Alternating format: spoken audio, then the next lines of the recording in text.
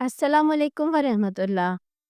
नाज़रीन, आज मैं एक ऐसे ब्राह्मण फैमिली से ताल्लुक़ रखने वाले हिंदू के इस्लाम कबूल करने की कहानी के साथ आपके सामने हाज़िर हूँ, जिसने जब बीवी समेत इस्लाम कबूल किया, तो उस पर बहुत मुश्किलात और बहुत परेशानियाँ आईं। मगर उसकी कहानी में हमारे हिंदू भाइयों और बहनों के लिए भी सीखने, सोचने और समझने के बहुत ही सबक आमोज़ चीज़ें हैं। जैसे कि हर हिंदू घराने में एक कुल देव होता है, ऐसे ही उनके घर का कुल देव शिवा था। उसके दिल में 10 साल की उम्र से ही शिवा के बारे में वो सवाल पैदा होते थे, जिनका जवाब न किसी के पास था और न है। फिर 10 साल की उम्र से लेकर 20 साल की उम्र तक ऐसा क्या हुआ कि उसने इस्लाम कबूल कर लिया, और इस्लाम कबूल करने के बाद उसकी ज़िंदगी में क्या-क्या परेशानियां आईं।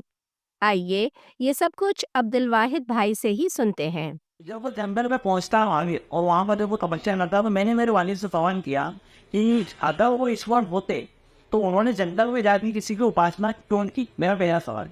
दूसरा सवाल, उपासना की, फिर उन्हें ज्ञान की प्राप्ति हुई, उन्होंने अच्छाई को उपदेश दिया, बुराई से रोका, तो वो ईश्वर नहीं हो सकते। उन्होंने जिस ईश्वर की उपासना की, जिस ईश्वर में उन्हें ज्ञान की प्राप्ति दी, अच्छाई का उपदेश दिया और बुराई से उन्होंने रोका, मुझे उस ईश्वर की तरह से ईश्वर कौन सा है?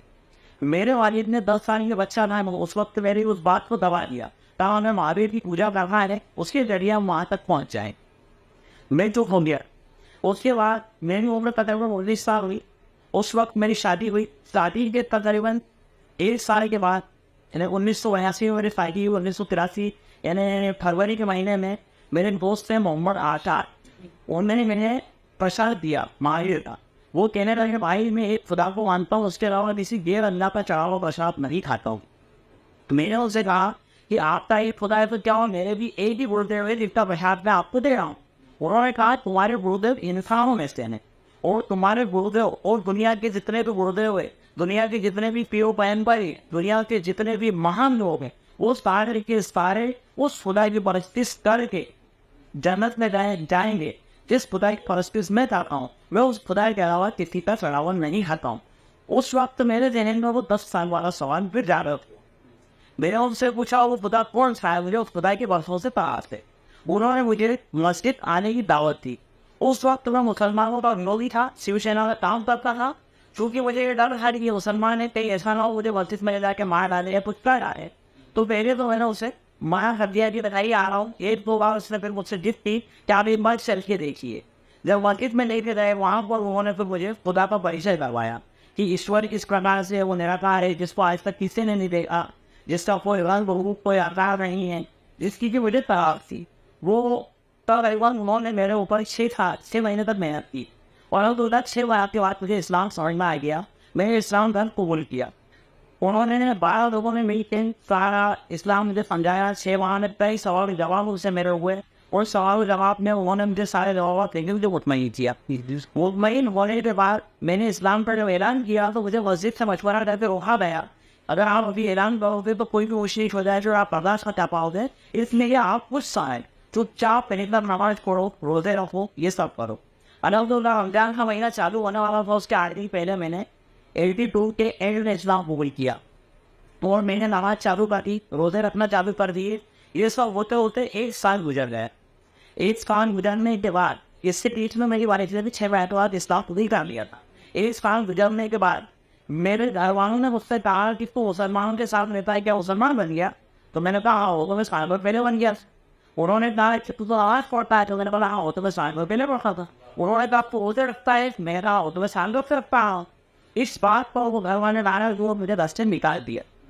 घर से निकाला तो बोले, हम तुम्हें एक खुशी बॉडी नहीं देंगे। मैंने कहा मुझे कोई चीज़ की जरूरत नहीं है, अल्लाह है वो मुझे सब कुछ करेगा। उस तरीके से उन्होंने मुझे घर से निकाल दिया। और उस वक्त मेरा एक बेटा, मतलब पैदा नहीं हुआ था, समझो कि होने वाला था। इस अंदाज में हम दोनों या भी घर से निकल जाए। अब जब हम घर से निकलते हैं, मुसलमानों के बीच में आते हैं, उस वक्त एक मुस्लिम दोस्त ने 100 रुपये उधार दिए। उससे हमने जैसे तैसे अपना थोड़ा थोड़ा काम था चालू किया, और ज़िंदगी गुजारना चालू करी। लेकिन वो वैसे ज़्यादा भी चल नहीं पाए। तो एकदम 2 माह के बाद वो पैसे भी मेरे पास खत्म हो गए। इसके बाद में मेरी ज़िंदगी में जैसे पैसे चलाए रहा। उसके करीब 6 माह के बाद वापस रमजान का महीना आया, उस वक्त मेरी हालत थी कि कभी मेरे घर में खाना होता था, कभी नहीं होता था। पानी पी लिया, रोज़ा रख लिया, सुबह से ही करना है, कोई दिक्कत नहीं है, कोई बात नहीं। रात को इफ्तार करना है, पानी से कर लिया। उस वक्त मेरे ऊपर अल्लाह की एडवाइस आई, ऐसी एडवाइस कि जो मस्जिद के लोग थे वो सारे के सारे उससे कहने लगे कि पूरे पिछले साल मस्जिद में रोजे खोले, इस बार तू मस्जिद क्यों नहीं आ रहा है। मैंने उससे बोलना उचित नहीं समझा, इसलिए कि मैं नहीं बताना चाहता था मेरी हालत क्या है। तो उन लोगों ने मुझ पर इल्ज़ाम लगाया कि ये तो मुसलमान नहीं रहा है, मुनाफिक हो गया है, मुस्लिम हो गया है, इस्लाम से निकल गया है। मैंने उसकी कोई परवाह नहीं थी, क्योंकि मुझे इसका ऑर्डर अल्लाह से लेना था और मैं अच्छी तरह समझता था कि अल्लाह पूरे तक की तरफ से मेरी आजमाइश है। वो रमज़ान का महीना चल रहा है और 25वें रोज़े न रह गए। उस दिन हम दोनों मियाँ बीवी रात में बैठ कर रो रहे हैं कि हमारा एक छोटा सा बच्चा है 6 माह का, सारे लोग ईद के रोज़ नए कपड़े पहनेंगे, ईद का त्यौहार मनाएंगे। ये ताकत भी नहीं है कि हम बच्चे के लिए 25-50 रुपए के कपड़े ला के पहना सकें। 25वें रोजे के दिन मैं सुबह अदर की नमाज़ पढ़ने गया, तो इस वजह हम लोगों ने बातचीत की। 25वें रोजे को मैं सुबह अदर की नमाज़ पढ़ने गया। उस वक्त एक आदमी मेरे घर आया जो सफ़ेद कपड़े में सफ़ेद दाढ़ी में था, मेरी बीवी के बयान के मुताबिक।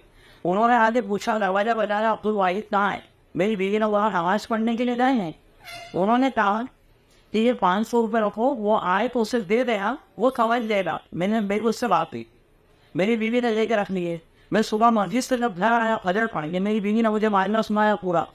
मैंने कहा कि ऐसे शख्स को तो मैं जानता भी नहीं हूँ, फ़ोन नहीं लिया। फिर हमने उसका 3 दिन तक इंतजार किया कि कभी कोई गलती से अपने घर पे गया हो तो हमें उसका पैसा लौटाना है, लेकिन 3 दिन तक वो शख्स नहीं आया। मैंने मेरी बीवी से कहा कि इसमें से 50 रुपये के अपन बच्चे के कपड़े खरीदते हैं, 100 रुपये का अपन खाना लगाते हैं त्यौहार मनाने के हिसाब से, और ईद के बाद फिर अल्लाह है जो भी होगा देखा जाएगा। हमने इस तरीके से ईद मनाई। ईद के दूसरे दिन से मैंने लेडीज़ जो एडी टाउन स्लीप वगैरह पहनती हैं वो 350 रुपये के होलसेल में खरीदे, 50 पैसे, 60 पैसे, 70 पैसे के आइटम, और एक छोटी सी हाथ में पटिया रेट, उस पटिए के ऊपर सारा ढेर लगाया और उसको 1 रुपया लाट 1 रुपया लाट बेचना चालू किया।